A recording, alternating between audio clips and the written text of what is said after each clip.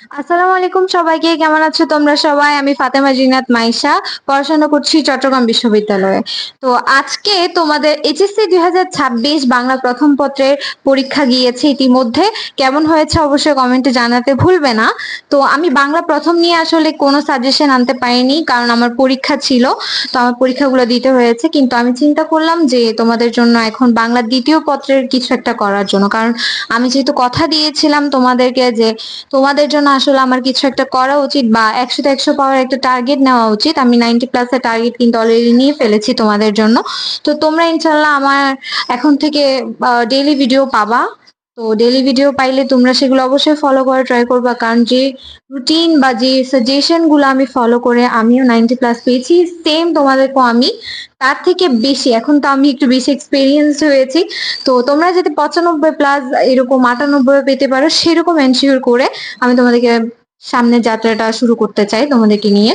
তো আজকে আমি যে রুটিনটা অ্যাকচুয়ালি বানিয়ে দিয়েছি সেটা হচ্ছে বাংলা দ্বিতীয় পত্রের রুটিন।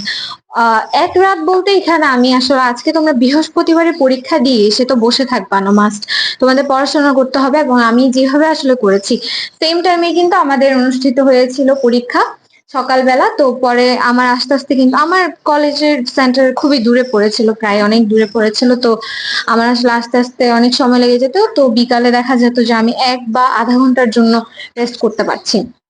তো দেখো, এখানে আমি তোমাদেরকে একটা 6 ঘন্টা স্লট দিয়েছি, যেখানে হচ্ছে সন্ধ্যা 6টা থেকে 12টা। সন্ধ্যা 6টা থেকে 12টা, 6 ঘন্টা আমাদের হাতে আছে। এর মাঝখানে আর তোমরা সিলি সিলি কোয়েশ্চেন কখনো করবা না যে 6 ঘন্টার মাঝখানে কি আমরা ব্রেক নিব না। অবশ্যই ব্রেক নিবা, এবং ব্রেক নিবা, ব্রেক না রাখলেও নিবা। কিরকম ব্রেক? পোমোডোরো মেথড আমরা শিখছি। যখনই দেখবা তোমার একটু খারাপ লাগতেছে বা তোমার পড়ার মন উঠে গেছে, তখন গিয়ে তোমরা একটু পানি খাবা, হাঁটাহাঁটি করবা, 10 মিনিট বা 5 মিনিটের জন্য ব্রেক নিবা, আধা ঘন্টার জন্য ব্রেক নিবা। ঠিক আছে? এটা অবশ্যই করতে হবে, ব্রেক ছাড়া কিন্তু পড়াশোনা। ঠিক আছে? তো দেখো, এক রাতে আসলে আমরা কি কি পড়বো। এখানে দেখো আমি টাইম গুলো স্লট ভাগ করে দিয়েছি, যে তোমরা আসলে কয় ঘন্টা ধরে কি পড়া উচিত। কারণ আমার একটা আইডিয়া আছে আসলে কি কি আহ পড়বা, এবং কখন পড়াটা আসলে শেষ করা উচিত, কোন টাইমের মধ্যে শেষ করা উচিত। বা উচ্চারণ শিখতেছি, উচ্চারণের জন্য আমার কয় ঘন্টা দেওয়া উচিত বা কতক্ষণ উচ্চারণ করা উচিত। তো আমার এটা এভারেজ আমি বুঝে গিয়েছি। যারা এভারেজ স্টুডেন্ট আছো, আর যারা একটু মানে এভারেজ স্টুডেন্ট বলতে আমি বুঝাচ্ছি যারা একটু বেশি মানে বুঝতে সময় লাগে, তাদের জন্য উচ্চারণের ক্ষেত্রে 1 ঘন্টা পারফেক্ট। এখন একটা কথা আছে যে আমি উচ্চারণের ক্ষেত্রে কিন্তু 2 ধরনের কোশ্চেন হয়। একটা হচ্ছে আমাদের নিয়ম, মানে উচ্চারণের নিয়ম লিখতে হয়, আর একটা হচ্ছে উচ্চারণ নিয়ে কি করতে হয়, উচ্চারণ নির্ণয় করতে হয়। ঠিক আছে? তো কতে আর খ থাকে, উচ্চারণের 2টা ভাগ থাকে, ক খ। তো আমি যেটা সাজেস্ট করি সবাইকে সেটা হচ্ছে উচ্চারণের নিয়ম শিখে যাও। কারণ উচ্চারণ আমাদের খ অ্যান্সার করতে গেলে কিন্তু ভুল হওয়ার সম্ভাবনা আছে, কিন্তু তুমি নিয়মগুলো শিখে গেলে, এখন নিয়ম তো সবসময় বোর্ডে একই আসে। একটা জিনিস খেয়াল করবা, নিয়ম সবসময় অ ধ্বনি আসে, এই ধ্বনি আসে। তো আসলে এগুলো শিখলেই হয়ে যায়। ঠিক আছে? বফলা মফলা উচ্চারণে এইসব নিয়ম শিখলেই তোমার ডান। এখন উচ্চারণ তোমার থেকে নির্ণয় করতে হচ্ছে না, কিন্তু বানানের ক্ষেত্রে আমি আবার সাজেস্ট করব কি, তোমরা যাতে বানানের খটা লিখো। ঠিক আছে? কারণ এখানে একটা যুক্তি আছে, আমরা কিন্তু লিখতে অনেক বানান আমরা জানি, অলরেডি অনেক বানান আমরা জানি। তো এত কষ্ট করে আমি বানানের নিয়ম কেন শিখবো? আমি বানান নির্ণয় করব। কারণ আমি আমি কম হলেও এখন পর্যন্ত অনেক, আমার বানানের ভান্ডার অনেক বেশি। কারণ আমরা প্রচুর বানান আমরা লিখি। এই যে অপপ্রয়োগ লিখলাম, এটাও একটা বানান। ঠিক আছে? আমরা প্রচুর লেখালেখি করি। তো আমাদের লাইফে বানানের নিয়ম কেন শিখতে হবে? আমরা বানান নির্ণয় করব, মানে বানান জাস্ট শুদ্ধ করে লিখবো, আমাদের শুদ্ধ জিনিসটা থাকবে মাথায়। তো এই ভিডিও নিয়ে মানে কোনটা অ্যান্সার করলে তোমার জন্য ভালো হবে, দিনলিপি অ্যান্সার করলে ভালো হবে নাকি খুদে বার্তা অ্যান্সার করলে ভালো হবে, সারমর্ম সারাংশ নাকি ভাবসংখ্য সারণ অ্যান্সার করলে ভালো হবে, এই নিয়ে আমি একটা ডিটেলস ভিডিও আমি এরপরে দিয়ে দিব, আপলোড করে দিব। তোমরা আজকে বা কালকের মধ্যে পেয়ে যাবে ইনশাল্লাহ। তো দেখো, আমি তোমাদেরকে ফুল রুটিনটা এখন একটু বুঝিয়ে দিই। কথা কিন্তু এখানে ইম্পর্টেন্ট দিয়ে শুনতে হবে, ইম্পর্টেন্স দিয়ে শুনতে হবে। দেখো, ফার্স্টে আমরা যখন রাত আমাদের সন্ধ্যা 6টা থেকে 12টা আমরা আসলে পড়বো উচ্চারণের নিয়মগুলো। আমাদের 1 ঘন্টা আমরা সময় নিব, ওই উচ্চারণের নিয়মগুলো আমরা মুখস্থ করবো। আই থিঙ্ক তোমাদের নোট করা আছে, তোমাদের নোট করা আছে। যদি নোট করা না থাকে তাহলে তো ব্যাড লাক, তোমাদের অবশ্যই আগে থেকে ডিসিপ্লিন হয়ে পড়া উচিত ছিল। এখন যাদের নোট নাই তারা কি করবে? এখন তারা হচ্ছে একটা কাজ করতে পারে, গাইড যে আছে গাইড থেকে তোমরা উচ্চারণের নিয়ম যেগুলা বোর্ডে আসছিল সে বোর্ডের উচ্চারণের নিয়মগুলো শিখে নিবে। বানান 2 ঘন্টা জাস্ট প্র্যাকটিস করতে থাকবে। এই যে আমার একটা বোর্ড, এটা আমার এইচএসসি সময়ও ছিল। এই বোর্ডটা আমি এখানে লিখে লিখে বানান প্র্যাকটিস করছি, এরপর আমি রেকর্ড করছি। ঠিক আছে, রেকর্ডিং এ দিছি যে বানান ধরো পারিভাষিক পারিভাষিক বানানটা আমি রেকর্ড করছি। এরপর আরো এরকম 6, 12, 10টা আমি কি করছি, রেকর্ড করছি। দেন ওই রেকর্ডটা আমি আবার চালায় আমি নিজে শুনছি এবং খাতায় লিখছি। এরপর মিলাইছি কোনটা ভুল হয়েছে কোনটা রাইট হয়েছে। তো বানান অনেক সুন্দর করে প্র্যাকটিস করা উচিত। বানান শুধু প্র্যাকটিস করবা, এবং কোনগুলা প্র্যাকটিস করবা, এখানে একটা মাত্র ট্রাম্প কার্ড হচ্ছে প্রিভিয়াস ইয়ার। তুমি বিশ্বাস করো কি করো না আমি জানি না, তোমরা যদি প্রিভিয়াস ইয়ার কোশ্চেন করে যাও বাংলা ব্যাকরণে তুমি 30 আউট অফ 30 পাবা, 30 আউট অফ 30 পাবা। ঠিক আছে, নিয়মিতি বাদ দিছি। তুমি বাংলা ব্যাকরণে তো 30 নাম্বার, তাই না? এখানে 30, এখানে 70, তুমি 30-এ 30 পেতে বাধ্য। ঠিক আছে, তোমার ব্যাকরণ হচ্ছে ম্যাথও ঘুরায় আসে, কিন্তু বাংলা ব্যাকরণে ঘুরায় আসে না।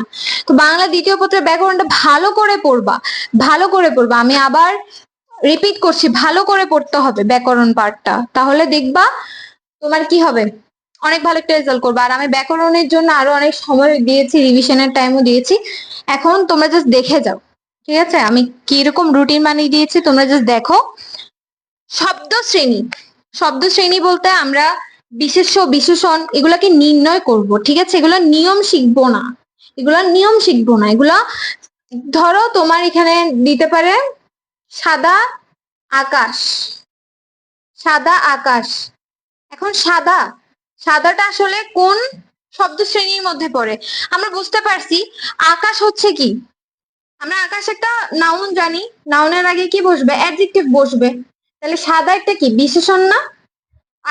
আরেক ধরনের যুক্তি আমরা ছোটবেলা থেকে এগুলো শিখে আসছি, কেন আমরা আবার নিয়মগুলো শিখে আবার লিখবো? এই যে বিশেষণ, ঠিক আছে, এই যে সাদা একটা বিশেষণ, এটা কেমনে বুঝছি?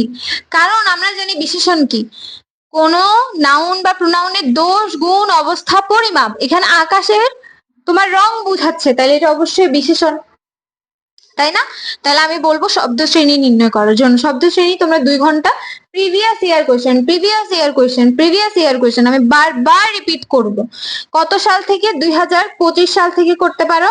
2025 সালের থেকে তুমি যত পারো 2018 পর্যন্ত হইলেও যাও। ঠিক আছে, প্রিভিয়াস ইয়ার কোয়েশ্চেন করবা। ঠিক আছে, এবার হচ্ছে দেখবা এখানে বেশি নাই, কারণ 2025, 24, 23, 22 এগুলা মনে হয় 23 তো নাই, আই থিঙ্ক 22 এগুলা কি হয়েছে, 23ও আছে আই থিঙ্ক।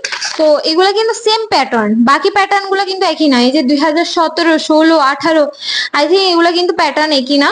তো তোমরা অনেক আইটেমও মিস পাবা, মানে মিস থাকবে, ঠিক আছে, সব আইটেম থাকবে না।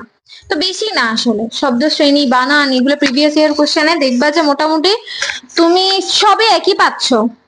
পারিভাষিক শব্দটা যে কয়বার রিপিট হয়েছে বানানের ক্ষেত্রে ওটাও পাবা। এই যে সাদা আকাশ বলেছি, এই সাদা রঙের আকাশ, এটা যে কয়বার রিপিট হয়েছে তুমি নিজেই প্রিভিয়াস ইয়ার কোশ্চেন গুলো সলভ করে দেখো। ঠিক আছে, জাস্ট প্রিভিয়াস, যারা বাংলা দ্বিতীয় ধরো নাই পড়ো নাই তাদের জন্য বলছি, তারাও যদি এগুলো সলভ করে যাও তুমি ভাই 90+ পাবে, 90+, আমার কথা ধরে যাও। যারা পড়াশোনা করো নাই বাংলা দ্বিতীয় পত্রে তারাও 90+ পাবা। এই প্রিভিয়াস ইয়ার কোশ্চেন গুলো সলভ করে যাও।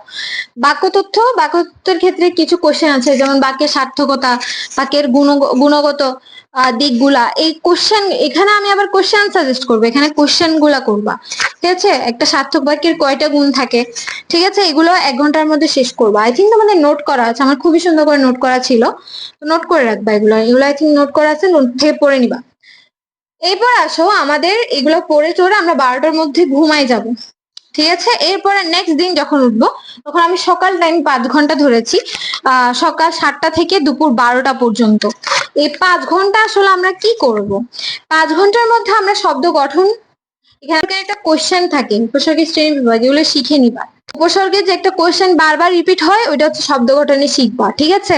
অপপ্রয়োগ ও শুদ্ধ প্রয়োগ, এখানে বাক্য শুদ্ধিকরণটা আমি সাজেস্ট করব, তোমরা অনুবাদটা না করে, সরি অনুবাদ না, এখানে হচ্ছে পুরো একটা মনে হয় অনুচ্ছেদ দিয়ে দে, ওইটাকে শুদ্ধ করতে বলে। আর নাইলে তোমাদেরকে বাক্য শুদ্ধিকরণ, তো আমি সাজেস্ট করবো বাক্য শুদ্ধিকরণ। প্রিভিয়াস ইয়ার কোশ্চেন 2 ঘন্টার মধ্যে শেষ করবা, পারিভাষিক শব্দ সেম 2 ঘন্টার মধ্যে শেষ করবা। এগুলো কিন্তু বোর্ডে বারবার রিপিট হয়, বারবার রিপিট হয়। সো ধরো তোমার এখানের মধ্যে 2025 থেকে 18 সালের মধ্যে তোমার 100টা পারিভাষিক শব্দ আছে, তার মধ্যে দেখবা 20টা হচ্ছে আনকমন, বাকি 80টা বারবার বোর্ডে রিপিট হয়েছে। এরকম দেখবা তুমি 20টা দেখবা আনকমন আসছে, কিন্তু ওই 80টা কি বারবার রিপিট হয়েছে, বারবার রিপিট হয়েছে। এটা আরো বেশি হতে পারে, হয়তো 10টা আনকমন থাকতে পারে, 90টা প্রিভিয়াস ইয়ারের কোশ্চেন বারবার রিপিট হয়েছে হুবহু। এবার আসো আমরা বিকালে কি করব, বিকাল 6টা থেকে 12টা, ওই যে আমরা সন্ধ্যা 6টা থেকে 12টা ধরছি, তোমরা আরো টাইম যদি দিতে চাও আরো দিতে পারো, বাট এত সময় লাগবে না। দেখো এখানে দিনলিপি আছে, দিনলিপি আমি এখানে 1 ঘন্টা 30 মিনিট সময় দিয়েছি।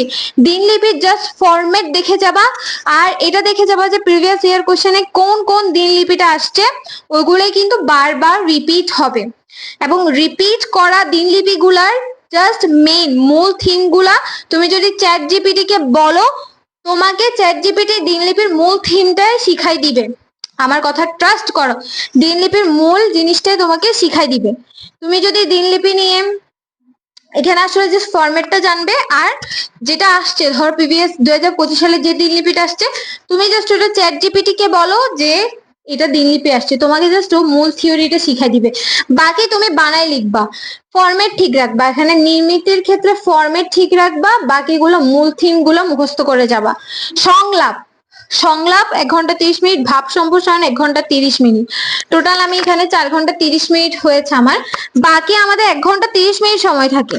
যে টপিক গুলো তোমার এই সময় ক্লিয়ার হয় নাই বা সকাল টাইমে তুমি ক্লিয়ার করতে পারো নাই, সে টপিক গুলো আবার তুমি 1 ঘন্টা 30 মিনিটের মধ্যে শেষ করতে পারবা, ঠিক আছে। এছাড়া তোমাদের যদি নেক্সট কোনো এক্সাম যেমন বা আইসিটি বা ইংলিশে কোনো পড়া জমে থাকো, 1 ঘন্টা 30 মিনিটের মধ্যে সেটা ক্লিয়ার করতে পারো।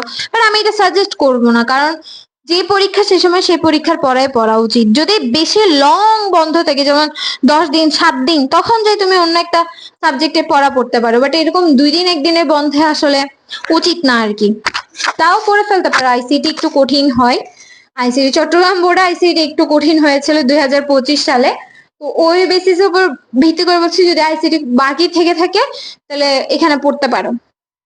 ওকে, নেক্সট একদিনে কি করবা, মানে শনিবারটা দিন তুমি রচনা যেগুলো আছে, রচনা, ইম্পর্টেন্ট উক্তি, লাইন, পয়েন্ট, ইম্পর্টেন্ট উক্তি, লাইন, পয়েন্ট, এগুলা জাস্ট খাতায় লিখে ফেলবা, খাতায় লিখে ফেলবা। আমি বারবার বলছি তোমরা বেস্ট একটা প্রিপারেশন নিতে পারবা। জাস্ট দেখো 2 ঘন্টা তুমি রচনার মধ্যে সময় দাও, ঠিক আছে। রচনা আমি পরীক্ষার আগে শিখি নাই, মানে আমি পরীক্ষার আগে জাস্ট এগুলা করছি, ইম্পর্টেন্ট উক্তি, লাইন, পয়েন্ট এবং মেইন থিম, যেটা মূল কথা কি, মাদকাসক্তির উপকার অপকার, বৈজ্ঞানিক যেমন কৃষিকাজে বিজ্ঞান, এগুলো কি আসলে জাস্ট মূল থিওরিটা নিয়ে গেছি। এরপর আমি ওখানে যে 15-16 পেজ পর্যন্ত লিখে আসছি রচনা, ঠিক আছে। 90+ কি এমনি উঠে, কিছু স্ট্র্যাটেজি থাকে। আমি কি এখন আমার রচনা 40টা শিখে যাব? কখনোই শিখে যাব না।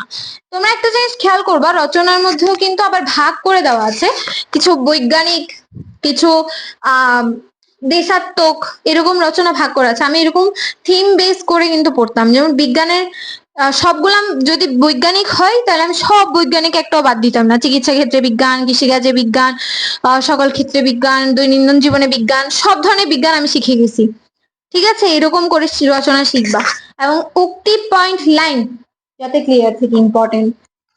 এরপর তুমি ব্যাকরণ আবার রিভিশন দিতে পারো, নির্মিত আবার রিভিশন দিতে পারো, তোমার পড়া মোটামুটি স্ট্রং। এরপরে পরীক্ষার দিন, এই যে সকালবেলা পরীক্ষার দিন কি করবো একটা কনফিউশন থাকে, আসলে আমি কি রিভিশন দিব। রচনার ক্ষেত্রে ওই যে আমরা ইম্পর্টেন্ট উক্তি, লাইন, পয়েন্ট গুলো পড়ছি, ওইগুলো তো আগের দিন নোট করা ছিল, ওইগুলো আমরা রিভিশন দিব। এরপর উচ্চারণের নিয়মগুলো আরেকবার দেখে যাব। এরপর আমাদের শব্দ গঠনের যে এখানে যে একটা প্রশ্ন শিখছি, যে উপসর্গের প্রশ্নটা যেটা বারবার রিপিট হয়, এবার পারিভাষিক শব্দ কয়েকটা দেখে যাব। যেহেতু পারিভাষিক শব্দগুলো আমাদের বেশি ভুলে যায়, তো ওগুলা দেখে যাবো বলতে কি লিখার চেষ্টা করবা। ঠিক আছে, লিখে লিখে প্র্যাকটিস করা ট্রাই করবা। এই যে বানান শুধু দেখবা না। ওকে, বানানের ক্ষেত্রে আমি একটা সাজেশন দিই। বানান কিন্তু তুমি ভুল বানানটা মোটেও দেখবা না, তুমি বানান দেখবা অ্যান্সার। বানান কি দেখবা? অ্যান্সার। অ্যান্সার বানান, অ্যান্সারটাই লিখবা, অ্যান্সারটাই খাতায় লিখবা। ভুল বানানের দিকে ভুলেও চোখ দেওয়া যাবে না। ঠিক আছে, জাস্ট রাইট অ্যান্সার গুলো দেখবা, রাইট অ্যান্সার গুলো লিখবা। এরপরে তুমি চাইলে রেকর্ড করে তোমার ভয়েস, ওই বানানটা তুমি মুখে বলতে পারো, ওই মুখে বলা বানানটা তুমি জাস্ট খাতায় লিখবা। জাস্ট এই রুটিনটা ফলো করে দেখো, ইনশাল্লাহ তোমাকে 90+ আপ, 95+ আপ পেতে কেউ কেউ বাধা দিতে পারবে না। ঠিক আছে, তোমাদের জন্য অনেক অনেক শুভকামনা। আজ আশা করি তোমরা বাংলা প্রথম পত্র অনেক ভালো দিয়েছো ইনশাল্লাহ। তো দেখা হচ্ছে অনেক ভিডিওতে, আমার জন্য দোয়া করবে এবং অবশ্যই অবশ্যই আমার চ্যানেলকে সাবস্ক্রাইব করে রাখবে, কারণ আমি এরকম ইংলিশ, আইসিটি, অ্যাকাউন্টিং সব ধরনের সাবজেক্টের জন্য সাজেশন, রুটিন সবই দিব। বাংলা দ্বিতীয় পত্রের জন্য আমি খুবই শীঘ্রই সাজেশন নিয়ে আসছি, এবং কোন প্রশ্নগুলো অ্যান্সার করলে তোমরা 95+ এর মতো নাম্বার পেতে পারো সেটাও আমি দেখিয়ে দিব। সামনে ভিডিও আসতেছে, তোমরা অবশ্যই সাবস্ক্রাইব করে রাখবা যাতে চ্যানেলটা তোমার থেকে হারিয়ে না যায়, এবং ভিডিও দেওয়ার সাথে সাথে যাতে তোমরা নোটিফিকেশনটা পেয়ে যাও। আসসালামু আলাইকুম সবাইকে।